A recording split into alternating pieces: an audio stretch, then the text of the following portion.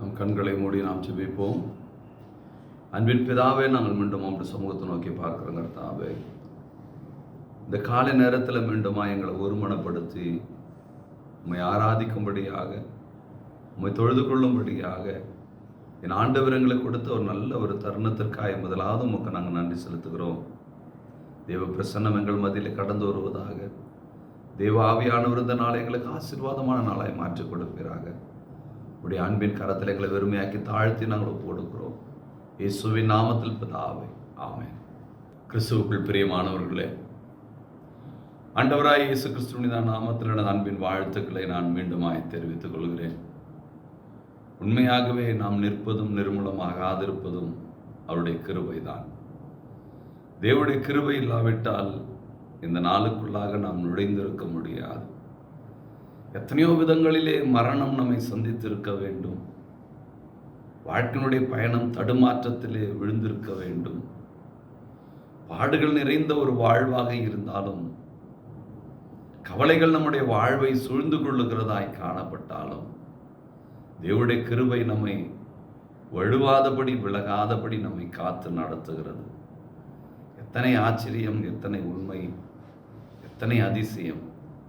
வாழ்வது ஒரு அதிசயமான ஒரு வாழ்வாய் இருக்கிறது. அவ்வளவு இஸ்ரவேல் ஜனங்களை நடத்திய வண்ணமாக நம்முடைய ஆண்டவர் நம்மையும் நடத்தி கொண்டிருக்கிறார். ஆகவே நன்றி சொல்லி இந்த நாளை நாம் துவங்குவோம். கர்த்தர் இந்த நாளை நமக்கு ஆசீர்வாதமான நாளாய் மாற்றி கொடுப்பாராக. ஒரு சில வேத வசனங்களை நாம் தியானித்து நாம் ஜெபிக்க இருக்கிறோம். ஆகவே நாம் அனைவரும் பரிசுத்த வேதாகமத்தை எடுத்துக்கொள்ளலாம். அப்போஸ்தலனாகிய யாக்கோபு எழுதின பொதுவான நிருபம் 1வது அதிகாரம், அதில் 17வது வசனத்தை நாம் வாசிப்போம். யாக்கோபு 1வது அதிகாரம் 17வது வசனம்: நன்மையான எந்த ஈவும் பூரணமான எந்த வரமும் பரத்திலிருந்து உண்டாகி ஜோதிகளின் பிதாவினிடத்திலிருந்து இறங்கி வருகிறது. அவரிடத்தில் யாதொரு மாறுதலும் யாதொரு வேற்றுமையின் நிழலும் இல்லை. என கருமையான தேவனுடைய பிள்ளைகளை, எந்த விதமான ஆசீர்வாதமான காரியமாய் இருந்தாலும் நம்முடைய ஆண்டவரிடத்திலிருந்து வராவிட்டால் நம்முடைய வாழ்வு ஆசீர்வாதமான வாழ்வாக இருக்காது. அது வேதம் அழகாய் சொல்லுகிறது. எந்த நன்மையான ஈவும் பரத்திலிருந்து, அது ஜோதிகளின் பிதாவினிடத்திலிருந்து அது இறங்கி வர வேண்டும் என்று. பரத்திலிருந்து ஜோதிகளின் பிதாவினிடத்திலிருந்து வர வேண்டும். அதுதான் ஆசீர்வாதம். ஆசீர்வாதம் என்று சொல்லியால் நம் உலகத்திலே பலவிதமான உலக நிகழ்வுகளை நாம் பார்த்திருக்கிறோம். அந்த நிகழ்வுகளிலே நாம் கலந்து கொண்டது உண்டு. ஒரு திருமண காரியம் என்று சொல்லி வைத்துக் கொள்வோம். 2 உள்ளங்கள் இணைக்கப்படுகிற அந்த திருமண நிகழ்வு. அந்த திருமண நிகழ்வுல கலந்து கொள்ளுகிற அனைவருமே இணைக்கப்படுகிற அந்த 2 உள்ளங்கள் சந்தோஷத்தோடு தங்களுடைய வாழ்வை தொடர வேண்டும், தீமை அணுகாதபடி அவருடைய வாழ்க்கையினுடைய பயணம் காணப்பட வேண்டும் என்று சொல்லி வாழ்த்துகிறவர்கள் சிலர் மாத்திரம்தான். அனைவரும் வாழ்த்துவது கிடையாது. வருகிறவர்கள் எல்லாரும் எங்கள் வீட்டு ஒரு நல்ல காரியத்திற்கு இந்த குடும்பம் வந்தது, அவர்கள் எனக்கு இதை செய்தார்கள், அதற்கு கைமாறாக நான் மீண்டுமாய் செய்வதற்கு வந்தேன் என்பது ஒரு புறம். மற்றொரு புறம், நானும் வந்தேன், நானும் உறவுகளிலே இருக்கிறேன் என்பதைக்காக சிலர் என்னை அழைத்தார்கள் என்று சொல்லி சிலர், இப்படி பலவிதமான ஜனங்கள் வருவது உண்டு.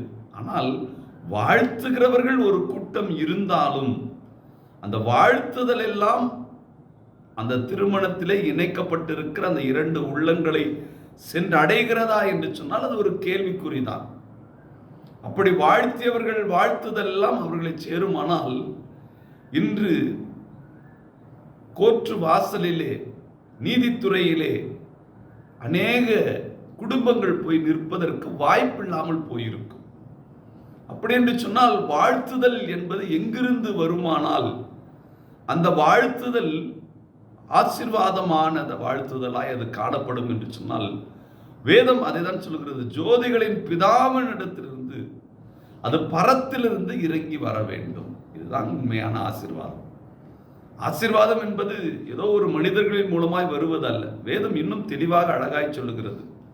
கர்த்தருடைய நாமத்தினாலே உங்களை ஆசீர்வதிக்கிறோம் என்று வழிபோக்கன் சொல்லுகிற காரியம் அல்ல.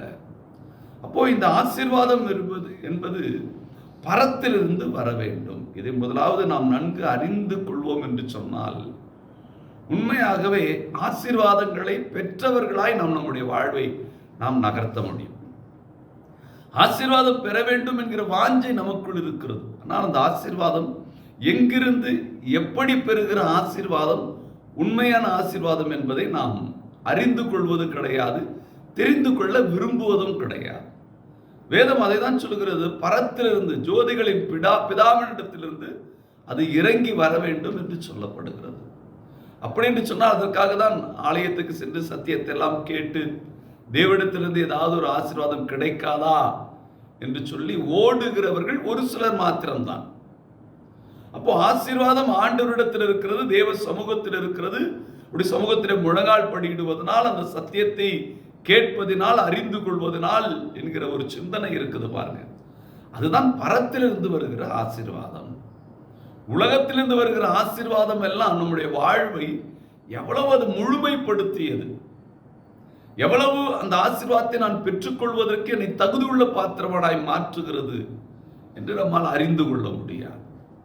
என கருமையான தேவனுடைய பிள்ளைகளே, ஆகவே பரத்திலிருந்து வருகிற ஆசீர்வாதம் தான் உண்மையான ஒரு ஆசீர்வாதம் என்பதை நாம் அறிந்திருக்க வேண்டியது மிக மிக அவசியமாயிருக்கிறது என்பதை நீங்கள் மறந்துவிட வேண்டாம். அதைதான் யோவான் 3வது அதிகாரத்திலே 27வது வசனத்தை நாம் வாசிக்கும் பொழுது சொல்கிறார். யோவான் பிரதியுத்தரமாக, பரத்திலிருந்து ஒருவனுக்கு கொடுக்கப்பட்டால் ஒழிய அவன் ஒன்றையும் பெற்றுக்கொள்ள மாட்டான். பரத்திலிருந்து ஒருவனுக்கு கொடுக்கப்பட்டால் ஒழிய அவன் ஒன்றையும் அவன் பெற்றுக்கொள்ள மாட்டான். பெற்றுக்கொள்ள முடியாத ஆசீர்வாதங்களை பரத்திலிருந்து வராவிட்டால், ஆண்டவருடைய கரத்திலிருந்து வராவிட்டால் அது ஆசீர்வாதமாக இருக்காது. இந்த காலை நேரத்தில் நான் இந்த நாளுக்குரிய ஆசீர்வாதத்தை நான் பெற்றுக்கொள்வதற்கு வழி என்ன? பெற்றோர்களிடம் நல்லவன் மாதிரி நடிப்பதனால் ஒரு பயனும் இல்லை. எவ்வளவுதான் நாம் முயற்சி செய்தாலும் வாழ்க்கையிலே போராட்டங்கள் பின்தொடரதான் செய்கிறது. ஆனால் வேதம் அழகாய் சொல்கிறது, கர்த்தருடைய ஆசீர்வாதம் ஐஸ்வர்யத்தை தரும், அதனோடு அவர் வேதனை அவர் கூட்ட மாட்டார். இந்த வேதனை இல்லாத ஒரு ஆசீர்வாதம் ஆண்டவர் கொடுக்கிற ஒரு ஆசீர்வாதம். இந்த ஆண்டவர் கொடுக்கிற ஆசீர்வாதத்தை நான் பெற்றுக்கொள்ள வேண்டுமானால், அந்த பரத்திலிருந்து வருகிற ஆசீர்வாதத்தை நான் பெற்றுக்கொள்ள வேண்டும். இந்த தாகம் நமக்குள்ள வேண்டும். ஆண்டவரிடத்தில் பெறாவிட்டால், யோவான் அழகை சொல்கிறார், அது ஒருவனாலும் அதை சுதந்திரித்துக் கொள்ள முடியாது. பரத்திலிருந்து அவன் பெறாவிட்டால் அந்த ஆசீர்வாதத்தை உலக மனிதன் பெற்றுக்கொள்ள முடியாது. அப்போ என்னுடைய ஆசீர்வாதம் இந்த உலக பிரகாரமாய் நான் முயற்சி செய்து இப்படி செய்தால் என்னுடைய வாழ்வு ஆசீர்வாதமாய் இருக்கும், இப்படி செய்தால் என் வாழ்வு நன்மையினால் முடிசூட்டப்படும் என்று சொல்லி நாம் நினைக்கிற காரியங்கள் எல்லாம் சாத்தியம் அற்றது.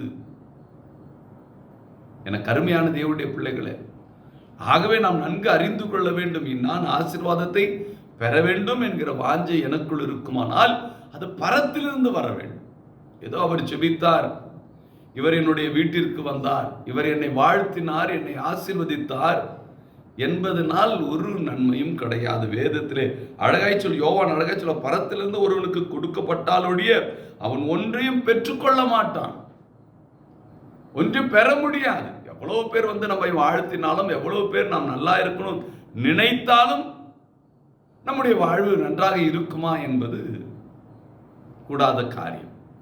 பரத்திலிருந்து கொடுக்கப்படாவிட்டால் அதை ஒன்றும் ஒருவனும் பெற்றுக்கொள்ள முடியாது. வேதம் அழகாய் சொல்லுகிறது. என கருமையான தேவனுடைய பிள்ளைகளை, அப்படி என்று சொன்னால் நாம் இந்த நாளுக்குரிய ஆசீர்வாதம் எங்கிருந்து பெற வேண்டும்? ஆண்டவரிடத்திலிருந்து பெற வேண்டும் என்கிற சிந்தனை வேண்டும். ஆண்டவரிடத்திலிருந்து நான் பெறுகிற வாழ்வாய் என்னுடைய வாழ்வு காணப்பட வேண்டும் என்கிற சிந்தனையோடு நாம் நம்முடைய வாழ்வை நாம் நகர்த்தக்கூடியவர்களாய் இருக்க வேண்டும். ஏதோ இந்த காரியத்தை செய்துவிட்டால் என் வாழ்வு ஆசீர்வாதமாக இருக்கும், இப்படி செய்தால் நான் உயர்த்தப்பட்டு விடுவேன், இப்படி செய்தால் என் வாழ்க்கை நன்றாக அமைந்து விடும், அப்படி என்று நாம் நினைப்போம் என்று சொன்னால் அது சரியான காரியம் அல்ல. என் வாழ்வு நன்றாக இருக்க வேண்டும் என்று சொல்லி நீங்கள் கருதுவீர்களானால், உங்கள் வாழ்வு ஆசீர்வாதமாய் இருக்க வேண்டும் என்று சொல்லி கருதுவீர்களானால் அது பரத்திலிருந்து கிடைக்க வேண்டும். அது ஜோதிகளின் பிதாவினிடத்திலிருந்து நான் பெற்றுக்கொள்ள வேண்டும். இந்த சிந்தனை தான் உண்மையான ஒரு ஆசீர்வாதத்தை நமக்கு பெற்றுக் கொடுக்கக்கூடியதா இருக்கிறது. 1 பேதுரு 4வது அதிகாரத்தை எடுத்துக்கொள்ளலாம். அந்த 4வது அதிகாரத்திலே 11வது வசனத்தில் சொல்கிறார், ஒருவன் போதித்தால் தேவனுடைய வாக்கியங்களின் போதிக்க கடவன், ஒருவன் உதவி செய்தால் தேவன் தந்தருளின பலத்தின்படியே செய்ய கடவன். எதுவாக இருந்தாலும் சரி, தேவன் கொடுத்திருக்கிற அந்த பலத்தின்படி, எனக்கு தந்ததின்படி செய்யணும். என்னுடைய ஞானத்திலே செய்வேன் என்று சொன்னால் அது கிடைக்காது. என்னுடைய ஞானம் இங்கு சென்றால் வேலை கிடைக்கும், அவரை முயற்சி செய்தால், இந்த பாடத்தை படித்தால், இப்படி என்னுடைய வாழ்வை நகர்த்தினால், இந்த இடத்துல அப்ளிகேஷன் போட்டால், இந்த பள்ளியிலே சேர்ந்தால், இது என்னுடைய ஞானம். ஆனால் ஆண்டவருடைய நடத்துதல் என்பது ஒன்று இருக்கிறது பாருங்க. அந்த நடத்துதலில் தான் நம்முடைய வாழ்வை நாம் இணைக்க வேண்டும். அதுதான் தேவனிடத்திலிருந்து அந்த நன்மையை பெற்று கொடுக்கக்கூடியதாக இருக்கிறது. வேதம் அழகாய் சொல்கிறது, தேவன் தந்தரும் பலத்தின்படி அவன் செய்ய கடவன். தேவன் கொடுக்கிறார் பாரு, அதன்படி தான் நாம செய்யணும். நாம இது வேண்டாம், ஐயோ ஏன் இது எனக்கு வந்துச்சு, ஏன் இப்படி நடக்குது, ஓ நான் இப்படிதான் வாழணும், எனக்கு இதுதான் பிடிச்சிருக்குது, அப்படி அல்ல. தேவன் தருகிற அந்த பாதையிலே நடக்கணும். தேவன் தந்த அந்த பலத்தின்படி தன்னுடைய வாழ்வை நாம் நகர்த்த வேண்டும். அப்போ இந்த நாளிலே தேவன் கொடுக்கிற அந்த பாதையிலே சந்தோஷமாய் போங்க. தேவன் துணை இருந்தால் போதும், தேவன் அதை ஆசீர்வாதமாய் மாற்றுவார். நாம் முயற்சி செய்து சில காரியங்கள் நம்ம ஈடுபடுத்துறோம் பாருங்க, இதெல்லாம் பரத்திலிருந்து வருகிறது அல்ல, இது என்னுடைய சுய ஞானம். நான் தேவர்களை போல ஆகிடுவேன் அப்படி என்று சொல்லி அந்த சர்ப்பம் சொன்னதை கேட்டு இவர்கள் நடக்கும் பொழுது தேவர்களை போல மாறினார்களா என்று சொன்னால் இல்லை, தேவ சாயலை இழந்தார்கள். தேவர்களை போல இருந்த அவர்கள், தேவ சாயலினால் சிருஷ்டிக்கப்பட்ட அவர்கள் பாவ சாயலை பெற்றவர்களாய் மாறுகிறார்கள். அப்போ நான் தேவன் கொடுக்கிற அந்த பாதையிலே நான் நடக்க வேண்டும். தேவனின் வாழ்க்கையில அனுமதிக்கிற பாதை தைரியமா போங்க. தேவனுடைய பலத்தோடு, பாவம் இல்லையா, சுயம் இல்லையா, வேண்டாத காரியம் உடைய வாழ்க்கையில் இல்லையா, தைரியமா நீ போகலாம். எதுவா இருந்தாலும் அக்னி ஜுவாலையில தைரியமா போனார்கள். சிங்கத்துடைய கெபியிலே போக மாட்டேன் என்று சொல்லி மறுக்கல தானியேல். தன் வாழ்க்கையில் அனுமதிக்கப்படுகிற ஒவ்வொரு காரியங்களிலும் யோசேப்பு எதையும் தட்டுதல் பண்ணிவிடவில்லை. தன் வாழ்க்கையிலே தேவனுக்கு பிரியமில்லாத காரியங்கள் நிகழக்கூடாது என்பதில் மட்டும்தான் அவன் கவனமாக இருந்தானே தவிர வாழ்வில் அனுமதிக்கப்பட்ட எல்லா கஷ்டங்களுக்குள்ளாகவும் தன்னுடைய வாழ்வை நகர்த்தினான். அப்பொழுது அவன் வாழ்விலே தேவன் கொடுக்கிற அந்த ஆசீர்வாதத்தை அவன் பெற்றுக்கொள்வதற்கு தகுதியுள்ள பாத்திரவனாய் மாற்றி அந்த நிலையிலும் ஆண்டவர் அவனை உயர்த்துகிறார். பரத்திலிருந்து கொடுக்கப்படாவிட்டால் அதை ஒருவனும் பெற்றுக்கொள்ள முடியாது. எந்த பூர்ணமான ஆசீர்வாதமும் ஜோதிகளின் பிதாவினிடத்திலிருந்து தான் வரும். அங்கிருந்து வராவிட்டால் அது ஆசீர்வாதமே கிடையாது என்பதை நாம் புரிந்து கொள்ள வேண்டும். அப்போ ஆசீர்வாதம் என்பது ஆண்டவருடைய கரத்தில் இருக்கிறது என்பதை உணர்ந்து நாம் பயணிப்பது நம்முடைய ஆவிக்குரிய வாழ்வுக்கு அது உகந்ததாக இருக்கும். எபிரேயருக்கு எழுதும்போது அவர் சொல்கிறார், எபிரேயர் 5வது அதிகாரம் 4வது வசனத்தில் சொல்கிறார், ஆரோனை போல அழைக்கப்படாவிட்டால் இந்த கனமான ஊழியத்தை தானா யாரும் ஏற்படுவது கிடையாது. அது பெரிய ஒரு அழைப்பு. தேவனுடைய நடத்துதல் என்பது அது கஷ்டமான பாதையில் இருக்கட்டும், துன்பத்தின் பாதையில் இருக்கட்டும், எந்த அப்படி ஒரு அழைப்பு, அதில் ஒரு பெரிய ஒரு பாடம் நமக்கு கற்றுக் கொடுக்கப்படுகிறது. நன்றாக யோசித்து பாருங்க, நம்முடைய வாழ்க்கையில அனுமதிக்கப்பட்ட இல்லது நாம் கடந்து வந்த பாதைகளிலே எத்தனை பாடுகள் உண்டு. ஆனால் அந்த பாடுகள் நிறைந்த அந்த வாழ்க்கையினுடைய பயணத்திலே நாம் கடந்து வந்தோம்.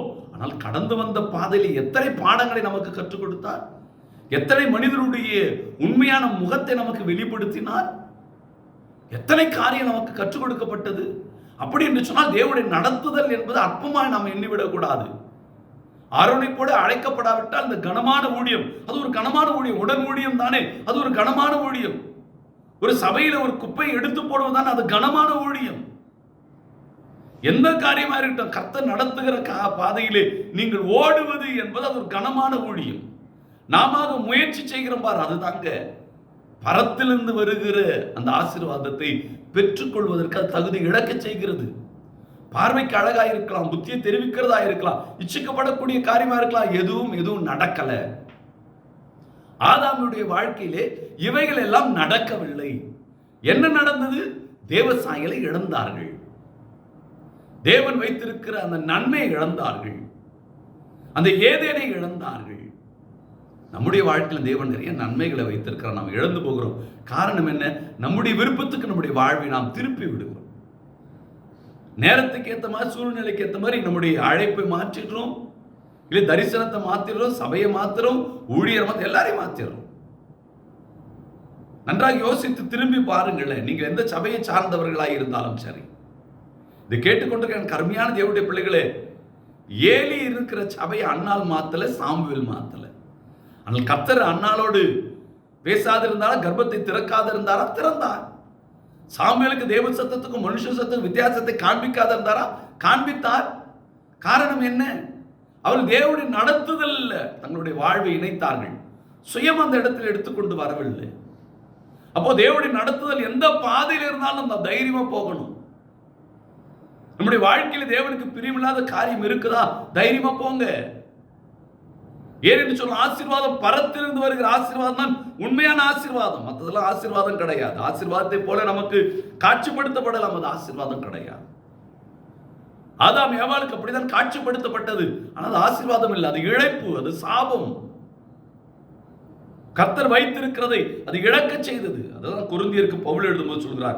1 கொரிந்தியர் 3வது அதிகாரம் 6வது வசனத்தை சொல்றார், நான் நட்டேன், அப்போலோ நீர் பாய்ச்சினான், தேவனை விளைய செய்கிறவர். ஆசீர்வாதத்தை கொடுக்கிற தேவன், விளைய செய்கிறவர் தேவன். எவ்வளவு வித விதைத்தாலும், உரம் போட்டாலும், நீர் பாய்ச்சினாலும், களைய கொடுனாலும் விளைய செய்கிறவர் தேவன் தானே. அப்போ என் வாழ்வை உருவாக்குகிறவர் தேவன் தானே. அப்போ தேவனுடைய பாதைக்கு ஏற்ற மாதிரி தான் நம்முடைய வாழ்வை நாம் நகர்த்த வேண்டும். அதே 1 கொரிந்தியர் 4வது அதிகாரத்தில் 7வது வசனத்தில் வாசிக்கும் சொல்றாரு, அன்றியும் உன்னை விசேஷமாகும்படி செய்கிறவன் யார்? உனக்கு உண்டாயிருக்கிறவர்கள் நீ பெற்றுக்கொள்ளாதது யாது? நீ பெற்றுக்கொண்டதுனால் பெற்றுக்கொள்ளாதவனை போல ஏன் மேன்மை பாராட்டுகிறாய்? கர்த்தர் நடத்துறார். ஏன் இது வேண்டான்னு சொல்ற? கர்த்தர்னோடு இருக்க அவன் அபிஷேகிச்சிருக்கிறார், வரங்களை கொடுத்திருக்கார், தரிசனத்தை கொடுத்திருக்கார், ஜபாபு ஊற்றிருக்கார், நல்ல சபையை கொடுத்திருக்கிறார். ஏன் இல்லைன்னு சொல்லணும்? இருக்குது. விசுவாசத்தோடு ஓடுங்க. கஷ்டம் வரட்டுமே, பாடுகள் வரட்டுமே, உபத்திரவங்கள் வரட்டுமே, துன்பங்கள் வரட்டுமே, தைரியமா போங்க. கர்த்தர் நம்மோடு இருக்கிறார். என்று சொன்ன ஆசீர்வாதம் பரத்திலிருந்து வருகிறது. இந்த மனிதன் மூலமாகவோ, ஒரு தனிப்பட்ட ஒரு சூழ்நிலை நிமித்தமாகவோ, என் ஞானத்தின் மூலமாய் வருகிறது அல்ல, அது பரத்திலிருந்து வருகிறது. அவர் கொடுக்கப்படாவிட்டால் ஒருவரும் அதை பெற்றுக்கொள்ள முடியாது. என் ஆண்டவர் கொடுக்கணும், என் ஆண்டவருக்கு பிரியமாய் நான் வாழணும். அவ்வளவுதான், முடிஞ்சிருச்சு. ஆசீர்வாதம் கிடைச்சு. ஆண்டவருக்கு பிரியமா வாழ்ந்தாலே போதும். எல்லா ஆசீர்வாதத்தை கர்த்தர் நமக்கு கொடுக்கக்கூடியவராய் இருப்பார் என்பதிலே எந்த விதமான மாற்று கருத்தும் கிடையாது. அதான் அப்போஸ்தலனாகிய பவுல் ரோமாபுரிக்கு எழுதும்போது சொல்றார். ரோமர் 12வது அதிகாரத்தை எடுத்துக்கொள்ளலாம். அது 8வது வசனத்தை வாசிக்கும் சொல்றாரு, புத்தி சொல்லுகிறவன் புத்தி சொல்லுகிறதிலும் தரித்திருக்க கடவன், பகிர்ந்து கொடுக்கிறவன் வஞ்சனை இல்லாமல் கொடுக்க கடவன், முதலாளியானவன் ஜாக்கிரதையா இருக்க கடவன், இரக்கம் செய்கிறவன் உற்சாகத்தோடு இறக்க செய்ய கடவன். என்ன செய்யணும் அதை உற்சாகமா செய், சந்தோஷமா செய். உனக்கு எதை கொடுத்திருக்கிறார் சந்தோஷமா செய். எதை உன் வாழ்க்கையில் அனுமதிக்கிறார் சந்தோஷமாய். யோசேப்பை கவனிங்க, எல்லாமே சந்தோஷமாய் சந்தோஷமா போங்க. இந்த நாளுக்குள்ள சந்தோஷமாய் உள்ள போங்க. ஏன்னா ஆசீர்வாதம் ஆண்டவர் கொடுப்பது. எது என் வாழ்க்கையில வந்தா என்ன, என் வாழ்க்கையுடைய பயணத்துல எது இருந்தா என்ன, என்னுடைய வாழ்க்கையுடைய முடிவு கர்த்தர் வைத்திருக்கிற ஆசீர்வாதம். எதைய வாழ்க்கையில வந்தாலும் எனக்கு வைத்திருப்பதே அது ஒருவன் தடை செய்ய முடியாது. பரத்திலிருந்து கொடுக்கப்படாவிட்டால் ஒருவன் அதை பெற்றுக்கொள்ள முடியாது. ஆரோனை போல அழைக்கப்படாவிட்டால் அந்த கனமான ஊழியத்தை யாரும் செய்ய முடியாது. அது ஒரு ஆசீர்வாதம், கர்த்தர் கொடுக்கிறது. அது கனமானது, அது மேன்மையானது, என் ஆண்டவர் கொடுப்பது. அப்போ அதன் மீது தான் கவனம் இருக்கணுமே தவிர நடுவில் அலங்காரமா இருக்கிற சபையின் மீதோ நன்றாக பேசுகிற மனிதர் மீதோ நம்முடைய கவனம் இருக்கக்கூடாது. நம்முடைய கவனம் எல்லாம் ஆண்டவர் மீது, சபையில் ஆண்டவர் உலாவிக் கொண்டிருக்கிறார், ஆண்டவர் மீது, சத்தியத்தின் மீது இருக்கணும். அதுதான் என்னை உருமாற்றம் செய்கிறது. ஜோதிகளின் பிதாமன் இடத்தில் இருந்தது பரத்திலிருந்து பூர்ணமான எந்த ஆசீர்வாதமும், அரகுர ஆசீர்வாதம், பூர்ணமான எந்த ஆசீர்வாதம் அது பரத்திலிருந்து வருகிறது. இதை கேட்டுக்கொண்டிருக்கிற கருமையான தேவனுடைய பிள்ளைகளே, உலகத்தில் மனிதன் நீ நல்லா இருக்கணும்னு சொல்றது வேணுமா, பரத்திலிருந்து பூர்ணமான ஆசீர்வாதம் வேண்டுமா? மனிதன் நீ நல்லா இருக்கணும்னு சொல்லுவான், பின்னாடி வேற மாதிரி பேசும். உலகத்தில் கிடைக்கிற ஆசீர்வாதம் அவ்வளவுதான். பார்வைக்கு இன்பமா இருக்கும், புத்தியை தெரிவிக்கிறதா இச்சிக்கப்பட, ஆனால் நன்மை இழக்க செஞ்சிடும், ஏதினை இழக்க செஞ்சிடும், சாயலை மாத்திரும், எல்லாத்தையும் மாத்திரும்.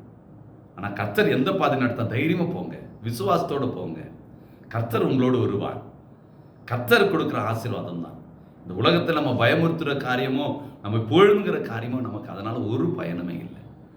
பரத்திலிருந்து வருகிறது பூரணமான ஆசீர்வாதம். அவர் கொடுக்கப்படாவிட்டால் ஒருவனும் அதை பெற்றுக்கொள்ள முடியாது. ஆண்டவர் கொடுக்கணும். ஆண்டவர் நடத்துகிற பாதையில் போவோம். கர்த்தர் எதை கொடுத்தாரோ அதை சந்தோஷமாக செய்வோம். அதை பெற்றுக்கொள்ளலாம். கர்த்தர் நம்மையும் நம்முடைய குடும்பத்தையும் ஆசீர்வதிப்பார். நாம் கண்களை மூடி நாம் ஜெபிக்கலாமா? அன்பின் பிதாவே, நாங்கள் மீண்டும் நம்முடைய சமூகத்தை நோக்கி பார்க்கிறோம் அப்பா. இந்த காலை நேரத்தில் என் ஆண்டவர் எங்களுக்கு ஒரு நல்ல ஒரு வாய்ப்பை கொடுத்து உடைய வார்த்தைகளை கேட்கும்படியாக எங்களுக்கு கொடுத்த தருணத்திற்காய் நன்றி. கேட்ட வார்த்தையின் பிரகாரமாய் ஆசீர்வாதம் உடைய கரத்தில் இருக்கிறது. பூர்ணமான ஆசீர்வாதம் உடைய கரத்தில் இருக்கிறது. நீர் கொடுக்காவிட்டால் அதை நாங்கள் பெற்றுக்கொள்ள முடியாது என்பதை அறிந்து கொண்டோம். நீர் கொடுக்கிற ஆசீர்வாதத்தை நான் பெற வேண்டுமானால் நீர் நடத்துகிற பாதையிலே நான் பயணிக்க வேண்டும் அறிந்து கொண்டோம். அந்த பாதையிலே யோசேப்பு பயணித்து ஆசீர்வாதத்தை சுதந்திரித்துக் கொண்டான். ஆபிரகாம் பயணித்து அந்த ஆசீர்வாதத்தை சுதந்திரித்துக் கொண்டான். வேதத்திலே ஆசீர்வாதத்தை சுதந்திரித்துக் கொண்டவர்களை எல்லாம் நாங்கள் பார்க்கிறோம். நாங்களும் அந்த பாதையிலே பயணம் செய்து அந்த ஆசீர்வாதத்தை நாங்களும் பெற்றுக்கொள்ள என் ஆண்டவனை கிருபை செய்யும்படியாய் ஜெபிக்கிறேன் அப்பா. உடைய ஆசீர்வாதங்களினாலே எங்களுடைய வாழ்வை நீர் அலங்கரிக்கும்படியாய் நாங்கள் ஜெபிக்கிறோம். கர்த்தருடைய கரங்களை நீங்கள் வெறுமையாக்குகிறோம், தாழ்த்துகிறோம். இந்த நாள் பூர்ணமான ஆசீர்வாதத்தை பெற்ற நாளாய் உம்முடைய கரத்திலிருந்து பெற்றுக்கொள்கிற ஒரு ஆசீர்வாதமாய் இருக்கும்படி நாங்கள் ஜெபிக்கிறோம். எங்களை கர்த்தர் நீர் ஆசீர்வதிப்பீராக. இந்த நாளிலே தேவாதி தேவனே, எங்கள் குடும்பத்தாருக்காய் ஜெபிக்கிறோம். எங்கள் குடும்பத்துக்கு பெற்றோர்கள், பெரியோர்கள், வயதானவர்களே உடைய அன்பின் கரத்தில் கொடுக்கிறேன். உடைய பலவீனத்தை உடைய பலன் பூர்ண விளங்கட்டும். உடைய பலத்தின் அடைக்கட்டுங்க. நீர் சுகப்படுத்தாவிட்டால், நீர் அவர்களை பலப்படுத்தாவிட்டால் யார் பலப்படுத்தக்கூடும்? ஆகவே நீர் அந்த பலனை நீர் பலத்தினால் இடைக்கட்டி நடத்தும்படியாக ஜெபிக்கிறோம். கணவன் மனைவா வாழ்ந்து கொண்டிருக்கிறவர்களை காம துதிக்கிறோம். ஒரு மனதை கொடுங்க, சமாதானத்தை கொடுங்க, ஞானத்தோடு தங்களுடைய வாழ்வை நகர்த்த கர்த்தர் கிருபை செய்யுங்க. கர்த்தா, பிள்ளைகளுக்காய் ஜெபிக்கிறோம். வாலிப பிள்ளைகளை உடைய அன்பின் கரத்திலே கொடுக்கிறேன் அப்பா. வாலிப பிராயத்தில் சிருஷ்டிக்கிற நினைன்னு சொல்லி அந்த வாலிப பருவத்தில் உண்மை நினைத்து வாழுகிறது தான் பூர்ணமான ஆசீர்வாதத்தை எங்களுக்கு கொடுக்கிறது என்பதை அறிந்து கொண்டோம். எத்தனையோ தடைகள், எத்தனையோ போராட்டங்கள் நீர் கொடுக்காவிட்டால் நாங்கள் அதை சுதந்திரித்துக் கொள்ள முடியாது. எங்கள் வீட்டு அந்த வாலிப பிள்ளைகளுக்கு ஏன் இந்த தடைகள், ஏன் இந்த போராட்டங்கள்? இந்த வாலிப பருவத்திலே இந்த பிள்ளைகளுக்கு சேர வேண்டியதை கொடுக்க வேண்டியதை என் ஆண்டவரை கொடுக்கும்படியாய் உம்முடைய சமூகத்தில் நாங்கள் வருந்தி கேட்கிறோம் அப்பா. எங்களை தாழ்த்தி கேட்கிறோம். எங்கள் வீட்டு பிள்ளைகளை நீர் ஆசீர்வதிப்பீராக. பூர்ணமான ஆசீர்வாதம் பரத்திலிருந்து வருகிறது என்பதை அறிந்து கொண்டோம். நீர் கொடுக்கப்படாவிட்டால் நாங்கள் அதை பெற்றுக்கொள்ள முடியாது. நீர் கொடுக்காததற்கு எந்த காரணமாக இருந்தாலும் அந்த தடைகளை மிக 2:13 தடைகளை உடைக்கும்படியாய் நாங்கள் ஒருமனப்பட்டு ஜெபிக்கிறோம் அப்பா. எங்கள் வீட்டு வாலிப பிள்ளைகளை என் ஆண்டவர் நீர் ஆசீர்வதிப்பீராக. படித்துக் கொண்டிருக்கிற பிள்ளைகளுக்கு ஞானத்தை கொடுங்கப்பா. ஞானத்தில் குறைவுள்ளவர்களாக இருந்தாலும் உம்மிடத்தில் கேட்டால் நீர் கொடுப்பேன் என்று வேதம் சொல்லுகிறது. உம்மிடம் கேட்கிறோம் அப்பா. எங்கள் வீட்டு பிள்ளைகளை ஞானத்தினால் இடைக்கட்டுங்கப்பா. ஞான கண்களை திறந்து கொடுங்க. ஞான ஊற்றுக்கள் அவர்களுக்கு இருந்து புறப்படட்டும் அப்பா. நாங்கள்லாம் ஞானத்தில் குறைவுள்ளவர்கள் தான் கர்த்தாவே. எங்கள் வீட்டு பிள்ளைகளை ஞானத்தினால் இடைக்கட்டி நடத்தும்படியாக ஜெபிக்கிறோம். எங்கள் வீட்டு குழந்தைகளை அன்பின் கரத்தில் கொடுக்கிறேன். அந்த பிள்ளைகள் உமக்கென வளர வேண்டும். எங்களுடைய ஞானத்தில் நாங்கள் வளர்ப்போம் என்று சொன்னால் அது பார்வைக்கு நன்றாக இருக்கும், அது புத்தியை தெரிவிக்கிறதா இருக்கும், அது இச்சிக்கப்படக்கூடிய காரியமாக இருக்கும். ஆனால் ஆசீர்வாதத்தை இழக்க செய்து விடுகிறது. ஆகவே உமக்கு பிரியமாய் அந்த பிள்ளைகளை வளர்க்கக்கூடிய ஞானத்தை பெற்றோருக்கு கொடுங்க. அந்த பிள்ளைகள் அப்படியாய் வளர்க்கப்பட கர்த்தனை கிருபை செய்கிறாங்க. தேவ சமாதானம் ஒவ்வொருடைய ஆளுகை செய்யட்டும். இந்த நாளிலே உண்ண உணவில்லாமல், உடுத்த உடை இல்லாமல், தங்க இடம் இல்லாமல் அவதிப்படுகிறவர்கள், கர்ப்பஸ்திரிகள், மருத்துவமனையில் இருப்பவர்கள், மருத்துவரால் கைவிடப்பட்டவர்கள், பொருளாதாரத்தில் நசுக்கப்பட்டவர்கள், கடன் தொல்லையில் பாதிக்கப்பட்டவர்கள், மனிதனுடைய சூழ்ச்சி, பிசாசுடைய தந்திரங்கள் அகப்பட்டவர்கள், இப்படி பல விதங்களிலே கண்ணீரோடு வேதனையோடு காணப்படுகிற மனிதர்கள் அநேகர் உண்டப்பா. யார் எந்த நிலையில் இருந்தாலும் ஆசீர்வாதங்கள் உடைய கரத்தில் இருக்கிறது. கரத்திலிருந்து கொடுக்கப்படாவிட்டால் அதை பெற்றுக்கொள்ள முடியாது. நீர் அவர்களுக்கு கொடுக்காததற்கு எந்த காரணமாக இருந்தாலும், எந்த பாவங்களாக இருந்தாலும், எந்த தீமைகளாக இருந்தாலும், எந்த உமக்கு பிரிவில்லாத காரியங்களாக இருந்தாலும் அவர்களை கழுவி, அவர்களை சுத்திகரித்து உங்களுடைய ரத்தத்தினாலே கழுவி அந்த ஆசீர்வாதத்தை அவர்கள் பெற்றுக்கொள்ளபடியான ஒரு கிருபையை கர்த்தனை பாராட்டுவீராக. சமாதானம் ஆளுகை செய்யட்டும் அப்பா. உங்களுடைய ஆளுகைக்கு, உங்களுடைய பராமரிப்புக்கு எல்லாவற்றையும் நாங்கள் ஒப்பு கொடுக்கிறோம். கர்த்தர் ஆளுகை புரிவீராக. உங்களுடைய ஆளுகையின் கீழ் எல்லாவற்றையும் நாங்கள் ஒப்பு கொடுத்து நாங்கள் கடந்து போகிறோம் அப்பா. தெய்வ பிரசன்னம் எல்லாவற்றையும் நடத்தட்டும் அப்பா. இந்த நாளிலே பிறந்த நாளையும் திருமண நாளும் கொண்டாடுகிற ஒவ்வொரு பெற்றோருக்காகவும், பெரியோர்களுக்காகவும், வாலிபர்களுக்காகவும், குழந்தைகளுக்காக ஜெபிக்கிறேன் அப்பா. ஒவ்வொருவரும் இந்த ஆண்டு ஆசீர்வதித்து கொடுங்க. நன்மையான எந்த ஈவும், பூர்ணமான எந்த ஆசீர்வாதம் அது ஜோதிகளின் பிதாவினிடத்திலிருந்து வருகிறது. அந்த ஆசீர்வாதத்தை ஒவ்வொருவருக்கும் நீ கொடுக்கும்படி ஜெபிக்கிறேன். இந்த ஆண்டு ஆசீர்வாதமான ஆண்டாய் மாற்றி கொடுப்பீராக. ஆமென். இந்த நாளிலே தேவாதி தேவனே, பிறந்த நாளையும் திரும்ப நாளும் கொண்டாடுறோம், துதிக்கிறோம். இந்த ஆண்டு முழுவதுமாய் உடைய கரம் அவர்களை ஆளுகை செய்யட்டும். தெய்வ சமாதானம் ஆளுகை செய்யட்டும். இந்த நாளில் அழைப்பு பெற்று அபிஷேகிக்கப்பட்டு வரங்கள் அலங்கரிக்கப்பட்டு தேவனுக்கு ஏதாவது ஒன்று செய்ய வேண்டும் சொல்லி வாஞ்சிக்கிறவர்கள் உண்டு. அவர்களையும் உடைய அன்பின் கரத்தில் கொடுக்கிறேன் அப்பா. பாடுகள் போராட்டங்கள் என்று சொல்லி துவண்டு போய்விடாதபடி பூர்ணமான ஆசீர்வாதத்தை தேடி ஓடும்படியாக, எந்த நன்மையும் எந்த ஈவும் அது ஜோதிகளின் பிதாவிடத்திலிருந்து நான் பெற வேண்டும் என்கிற சிந்தனையோடு ஆபிரகாமை போல யோசேப்பை போல வைராக்கியம் கொண்டவர்களாய் நீ நடத்துகிற பாதையில் சோர்ந்து போகாமல் துவண்டு போகாமல் அதில் பயணித்து நீர் வைத்திருக்கிற நன்மையை அவர்கள் பெற்றுக்கொள்ள கிருபை செய்வீராக. இந்த நாளில் நம்முடைய வருகை இருக்குமானால் நம்முடைய கரத்தினால் பெற்றுக்கொள்ள செய்யும். நம்முடைய வருகை தாமதிக்குமானால் கேட்ட வார்த்தையின் பிரகாரமாய் எந்த நிலையாக இருந்தாலும் எங்களுடைய வாழ்வை உம்முடைய பலத்தோடு நாங்கள் நகர்த்த கர்த்தர் கிருபை செய்யுங்க. அந்த பூர்ணமான ஆசீர்வாதத்தை உம்முடைய கரங்கள் நாங்கள் பெற்றுக்கொள்கிறவர்களாய் எங்களை தகுதிப்படுத்துங்க. துதிகணமக்கு மேலாமல் உண்டாகட்டும். இயேசுவின் நாமத்தில் பிதாவே, ஆமென். என் ஆத்துமாவே கர்த்தரை ஸ்தோத்திரே, என் முழு நாமத்தை ஸ்தோத்திரே. என் ஆத்துமாவே கர்த்தரை ஸ்தோத்திரே. அவர் செய்த சகல புகாரங்களையும் மறவாதே. அவர் நக்கமெல்லாம் மன்னித்து நோயெல்லாம் குணமாக்கி உன் பிராணன் அழிவுகளுக்கும் மீட்டு உன்னை கிருபையினால் முடி சுட்டி நன்மையினால் வாயை திருப்தியாக்குகிறார். கழுகுக்கு சமணமாக வயது திரும்ப வாழ வைத்த போலாகிறது. ஆமென்.